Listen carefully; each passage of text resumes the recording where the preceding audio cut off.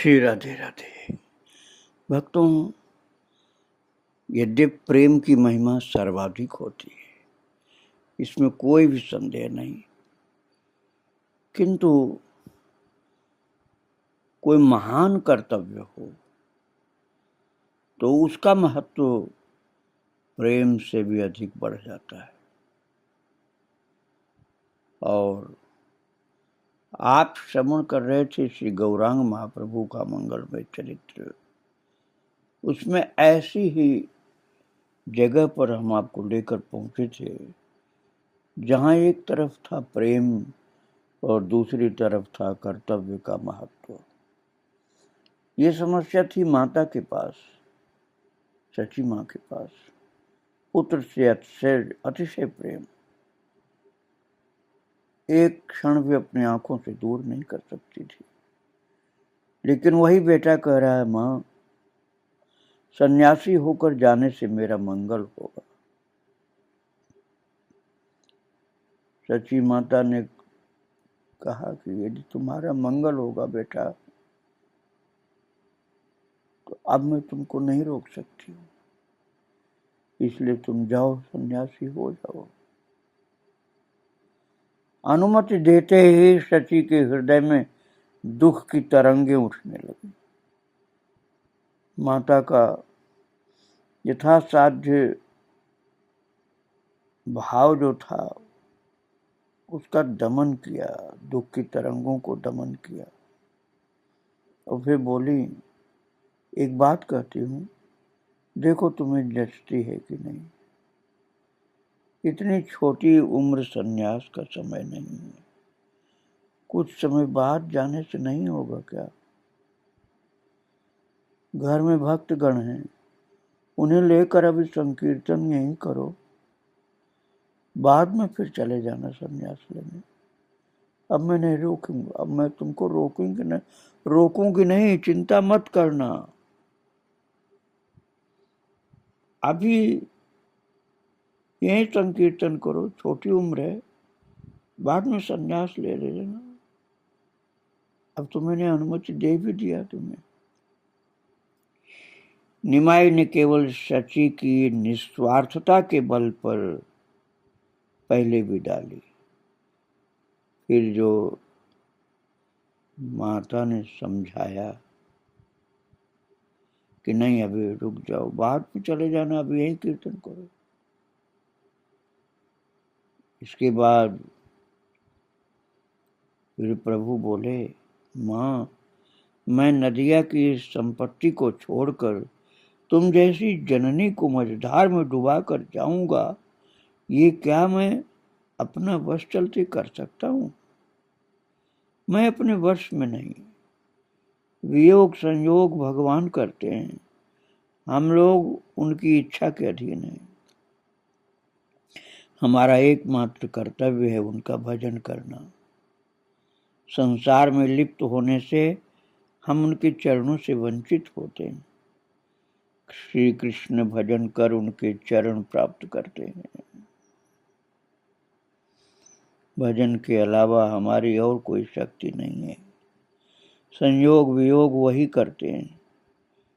वे गले में फांसी लगाकर मुझे ले जा रहे हैं खींचकर। मैं भी परम सुख से जाता, केवल तुम्हारे कारण और अन्यान्य लोग जो मुझे प्राणों से अधिक प्रेम करते हैं उनके कारण नहीं जा पा रहा। तुम सबने मुझे प्रेम से बांध करके रखा है, किंतु श्री कृष्ण नहीं करने देंगे, ले जाएंगे। तुम मुझे उन्हीं के हाथों में समर्पित करो। तुम तो दिन रात मेरे मंगल की कामना करती हो ना। माँ मैं सच कह रहा हूं, संसार त्याग कर जाने से ही मेरा मंगल होगा। मेरा मंगल होगा, तुम्हारा मंगल होगा। मुझे श्री कृष्ण के हाथों सौंप देने से तुम उन्हें प्राप्त करोगी और अपने निमाई को भी पाओगी। यदि ऐसा नहीं करती हो तो अंत में उन्हें भी खोओगी। और अपने निमाई को भी खोगी। तभी माँ कहता हूं तुम मनोसुख अर्थात प्रसन्न मन से विदा दो कि मैं सुख पूर्वक वृंदावन जा करके सुखमय श्री कृष्ण के दर्शन करूं। ये कहते ही निमाई विह्वल हो गए। बोले माँ तुम तो मेरी मनोवेदना पूरी तरह जानती हो। कृष्ण विरह में मेरी आंखें श्रावण के मेघ जैसी हो गई हैं। दिन रात मेरा हृदय जल रहा है। मेरी ये आग श्री कृष्ण के अलावा और कोई नहीं बुझा सकता है। वृंदावन पहुंचकर श्री कृष्ण दर्शन कर प्राण शीतल होंगे, किंतु तुम्हारी बात मन में आते ही ये संकल्प करता हूं कि तुम लोगों की छाती में शूल मारकर नहीं जाऊंगा। पर इस इच्छा के होते ही बोलते बोलते निमाई नीरव हो गए, शांत। सची ने देखा निमाई की आंखें स्थिर हो गई। उन्होंने घबरा करके निमाई को गोद में ले लिया और निमाई निमाई निमाई कहते हुए उनके कानों में अति कातर स्वर में चीत्कार करने लगी। बहुत लोग दौड़े आए, उनकी आंखें पर जल के छींटे मारने लगे, उनकी आंखों पर जल के छींटे मारने लगे। सांस आई और थोड़ी देर में उन्होंने आंखें खोली। सची समझ गई कि वे पुत्र को और नहीं रख पाएंगे। बोले निमाई तुम चेत में हो? तो बोले हाँ माँ। सची ने कहा निमाई मैंने सुना है कि जो लोग सन्यासी हो जाते हैं वे पिता को पिता माता को माँ नहीं कहते हैं। तुम सन्यासी हो जाओगे तो क्या मुझे माँ नहीं कहोगे? प्रभु ने कहा माँ पागल हो रही, उनकी समझने लायक अवस्था नहीं है। वस्तुतः अब तक सची किस शक्ति से इतनी स्थिर होकर के बातें कर रही थी, यही बुद्धि के लिए अगम्य है। अति वृद्ध हैं, शोकाकुल हैं, ऊपर से स्त्री जाति माता है। भगवान ने उनके कंधों पर जो बोझ लाद दिया उसे वे सहन नहीं कर पा रहे। पागल की तरह एक दो जो मन में आता है सो अर्थ शून्य बातें बोलने लग जाती। भगवान का तब भी एक कार्य बाकी रहा। सची ने विदा दे दी है, ठीक है, पर मनोसुख से राजी राजी नहीं। उनसे राजी राजी विदा लेनी होगी। किंतु भगवान ने देखा कि सची दुख का बोझ और नहीं सह पा रही। जो लाद दिया है वही अधिक है। उन्होंने लगे हाथ जननी को ज्ञान दिया और महाराज ऐसी लीला की है। से क्षण विश्वम्भरे कृष्ण बुद्धि हुए लो, आपन तनय बोल माया दूर गए लो। अर्थात विश्वम्भर में कृष्ण बुद्धि हो गई, मेरा बेटा है, ये माया दूर हो गई। माता को ये समझ में आ गया कि ये मेरा बेटा, ये बात नहीं, ये तो कृष्ण ही है। सची देखती है कि ब्रह्मांड में जितने भी जीव हैं उन सबके प्राण भगवान हैं। उन भगवान के साथ समस्त जीवों का प्रगाढ़ संबंध है।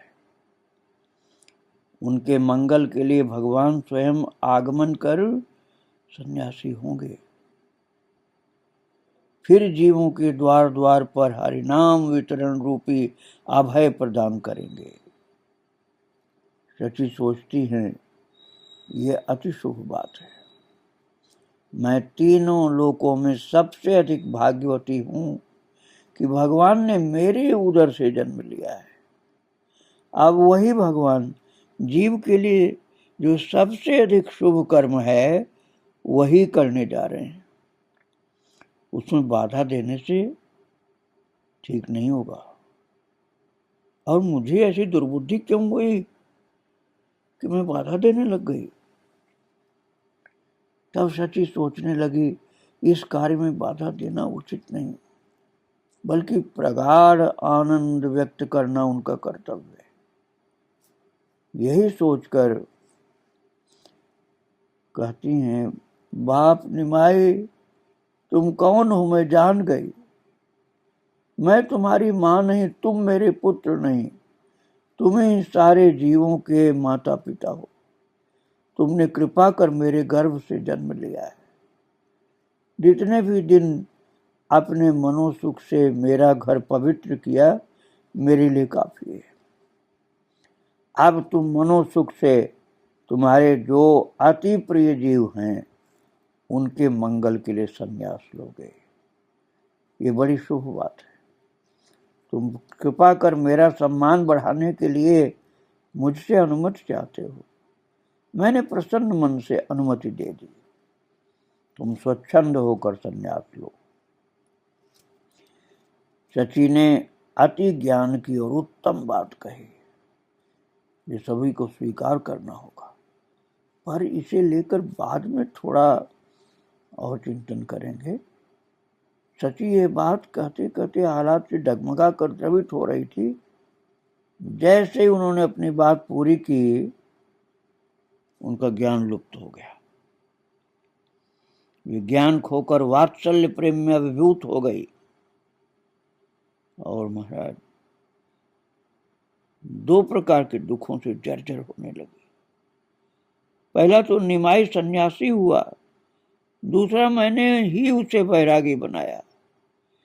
इसी दुख से आहत होकर सची यही कहती हुई जमीन पर गिर गई, हाय ये क्या किया मैंने। और तो एक साथ दो सुख आते जाते हैं तो किसी का भी अच्छी तरह भोग नहीं किया जाता। इसी तरह जब दो दुख भी एक साथ आते हैं तो दोनों में से एक भी पूरी मात्रा में दुखी नहीं कर सकता। यही कारण था कि शची ने प्राण नहीं गंवाए। तब वे कोमल भाव वाली थी कि भगवान ने मेरे पास जन्म लिया, यहाँ आकर मुझे माँ बनाया, मेरा बेटा बनाया। वात्सल्य भाव से भरपूर होती थी तो निमाई निमाई कहती और धूल में लोटपोट करने लगती। सची ने जो बात एक बार मुंह से कह दी उसे फिर ना कहें ऐसी महिला में नहीं थी। उन्होंने अनुमति दे दी है, संन्यास ले लो, तुम्हारी इच्छा यदि है और तुम अपना मंगल उसमें मानते हो तो ले लो संन्यास। वे निमाई की मां हैं, उन्हीं की तरह दृढ़ प्रतिज्ञ हैं। वे जो लोटपोट करने लगी उसके बीच उन्होंने एक बार भी नहीं कहा कि निमाई मैं क्या कह रही थी, क्या बोल गई। निमाई मैंने विदा नहीं दी, और यदि दी हो तो इसलिए कि मेरे सिर पर दुष्ट सरस्वती आ गई थी। मैं तुझे कभी नहीं जाने दूंगी। वे यही कहते हुए लोटपोट करने लगे, क्या किया। ऐसा नहीं कहा कि मैंने जो बोला वो गलत है, वो ठीक नहीं। बस ये सोचने लगी कि मैंने क्या बोल दिया। अब मैं मना नहीं कर सकती हूँ, जाने को मैंने हाँ कर दिया है, अब मैं रोक नहीं सकती हूँ इसको। अब उन्हें बस ये लग रहा कि अरे मेरे मुंह से क्या निकल गया, मैंने क्यों ऐसा बोल दिया कि जाओ। अपने निमाई को रास्ते का भिखारी कर दिया। बस माँ के मुंह से अपनी गलती समझ में आ रही, ऐसे बोल रही कि मैंने अपने बेटे को भिखारी बना दिया रास्ते का। अभी जगह जगह भिक्षा मांगेगा तब भोजन करेगा। बच्चे का तो कोई दोष नहीं, बच्चे ने तो मुझ पर छोड़ दिया था। मेरा निमाई मातृवत्सल है, मुझे बताए बिना कोई काम नहीं करता है। निमाई लायक हो गया है, फिर भी माँ को छोड़कर कुछ नहीं जानता है। फिर निमाई को लक्ष्य कर बोली माता, निमाई, मुझे त्यागने की तुम्हारी इच्छा नहीं थी। दुष्ट लोग तुम्हें गलत राय देकर घर से बाहर कर रहे थे। तुमने उनसे हाथ न छुड़ा पाकर मुझ पर छोड़ दिया। तुमने सोचा था मैं किसी तरह भी घर से नहीं जाने दूंगी। क्यों निमाई? अब देखो मैं तुम्हारी कैसी माँ हूं। ये नई उम्र भुवन मोहन रूप तुम्हें कौपीन पहनाकर घर से बाहर कर दिया। श्री गौरांग ने छूटते ही व्यस्त होकर मां को उठाया और अपने अंग का सहारा देकर बिठाया। बोले, मां, सचमुच ही पागल हो गई? वो अनुमति क्या तुमने दी है? अरे, श्री कृष्ण ने तुम्हारी जीवा पर बैठकर अनुमति दी है, क्यों रो रही हो? मैं क्या तुम्हें त्याग रहा हूं? ये जो परमार्थ त्याग है, ये तो त्याग नहीं, चिर मिलन है। मैं जो निमाई हूं वही हूं, और तुम मेरी जो मां हो वही हो। मैं जहां भी जाऊं, तुम जहां भी रहो, मैं जो हूं वही रहूंगा, तुम भी जो हो वही रहोगी। मैं तुम्हारा पुत्र हूं, तुम मेरी मां हो। ये संपर्क किसी काल में जाने वाला नहीं है। जैसे तुम दिन रात मेरे बारे में सोचोगी, वैसे मैं भी तुम्हें तिल भर भी नहीं भूल पाऊंगा। संभव है कुछ दिन एक दूसरे को न देख पाए, उससे क्या, प्रेम नष्ट होते ही दुख होता है। पर ऐसा किसी युग में नहीं होगा। सोच लो, मैं धन उपार्जन करने विदेश जा रहा हूं। दूसरों के बेटे तो व्यर्थ का धन ला करके मां को देते हैं, और मैं तुम्हें अक्षय अव्यय परम धन ला कर दूंगा। शांत हो, मैं तुम्हारा मलिन मुख कैसे देखूंगा? ऐसे करोगे तो मैं कैसे जाऊंगा? तुमने कहा मैं सभी के प्रति करुण हूं, केवल तुम लोगों के लिए निर्दय हूं। मां, जो निज जन है, भगवान उन पर अत्याचार किया करते हैं, कारण वे जानते हैं कि उनके भक्त उसे सह लेंगे। संतान भी मां के प्रति अत्याचार करती है, कारण वो जानती है कि मां उसे सहेगी। जहां गाढ़ स्नेह होता है, वहां पग पग पर ऐसी निष्ठुरता हुआ करती है। मां, मेरा अत्याचार तुम्हारे अलावा दूसरा कौन सह सकता है? क्यों सहेगा? तुम सहन कर सकती हो। ये कहते कहते मां के गले लगकर रोते रोते बोले, मां, मैं अपने वश में होता तो क्या तुम जैसी मां को इस वृद्धावस्था में छोड़कर जा सकता था? मैं जाऊंगा नहीं, रहूंगा। इस तरह कितने प्रकार के मन को समझा रहा हूं, किंतु मां, ये बात मन में आते ही मेरा हृदय मानो फट जाता है। किंतु मां, मैं रह नहीं सका। संसार के सुख भोग मेरे कपाल में नहीं है, मेरे भाग्य में नहीं। पर इस बात को लेकर तुम दुखी मत होना। संसार के सुख झूठे हैं, और जो वास्तविक असली सुख है, मैं उसके लिए संसार त्याग रहा हूं। तब शची माता अपने अंचल से निमाई के आंसू पोंछने लगी। बोली, बेटे, यदि तुम जाओ तो विश्वरूप की तरह निष्ठुरता मत करना। वो तो लौट कर कभी आया ही नहीं। मेरे चांद, मेरी ये बात रखना, मुझे बीच बीच में दिखना और सदा अपनी खबर देना। श्री निमाई बोले, माँ ये क्या, तुम्हें ये किसने सिखा दिया कि मैं तुम्हें छोड़ जाऊंगा और आऊंगा ही नहीं? अरे ऐसा कैसे हो सकता है, मैं तुम्हें भुला दूंगा क्या? माँ, मैं ये कैसे कर सकता हूं कि तुम्हें भुला दूं और तुम्हें सदा के लिए छोड़ जाऊं? अरे मेरा सन्यासी होना श्री कृष्ण भजन का एक और उपलक्ष्य मात्र है। सन्यासी बनूंगा पर तुम्हारे चरणों में अपराध नहीं करूंगा। जिस सन्यास से तुम्हारे साथ संपर्क लोप हो जाए वो सन्यास मेरे लिए बेकार है। तुम जो कहती हो वही करूंगा, जहां रहने को कहोगी वहीं रहूंगा। इस पर शची माता ने निमाई के मुंह की ओर देख कर कहा, बेटे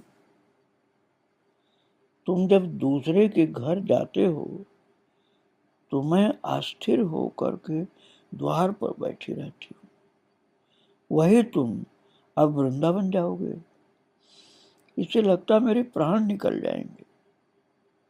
देखना निमाई, जननी वध की भागी मत हो जाना। लोग तेरी बड़ी निंदा करेंगे कि जननी का वध तूने कर दिया अपने वियोग से। तब निमाई धीरे धीरे बोले, माँ तुम्हें एक गोपनीय बात बताता हूं। तुम या तुम्हारी दुखनी बहू या भक्तगण जो अनुराग के साथ भजन करेंगे वे सभी मुझे देख पाएंगे। भक्तों, प्रभु ने ये बात बोली थी ना, आज भी उसकी लाज रखते हैं। आज भी जो अनुराग के साथ गौरांग का भजन करते हैं, आज भी उनका दर्शन प्राप्त कर लेते हैं। कहा तो उस समय था जब उनको जाना था संन्यास लेने, लेकिन ये बात प्रभु ने कहते हुए कहा था कि माँ मैं तुम्हें एक गोपनीय बात बताता हूँ, गुप्त बात। तुम या तुम्हारी दुखनी बहू या भक्तगण जो भी अनुराग के साथ भजन करेंगे वे सभी मुझे देख पाएंगे। और प्रभु उस बात को आज भी चरितार्थ करते हैं, सत्य करते हैं और भक्तगणों को दर्शन देते हैं। और प्रभु बोले माँ से कि और माँ और भी कहता हूं, तुम जब भी मेरे विरह में बड़ी व्याकुल होगी तभी मुझे देख पाओगी। माँ तुम सोचती हो मैं तुम्हें भूल जाऊंगा, मुझे तो ये डर है कि कहीं तुम लोग मुझे न भूल जाओ। मेरे प्रति तुम्हारा जो प्रगाढ़ प्रेम है वो जरा भी शिथिल न हो, इसलिए तुम्हारे पास तुम्हारी बहू को रखे जाता हूं। दोनों एक दूसरे को मेरी बात याद करा दोगी। और भक्तों, माता तो अपने बेटे के लिए बहुत सुंदर भोजन बनाती थी। अब उनको ये याद आने लगा माता को कि ये जा रहा है, तो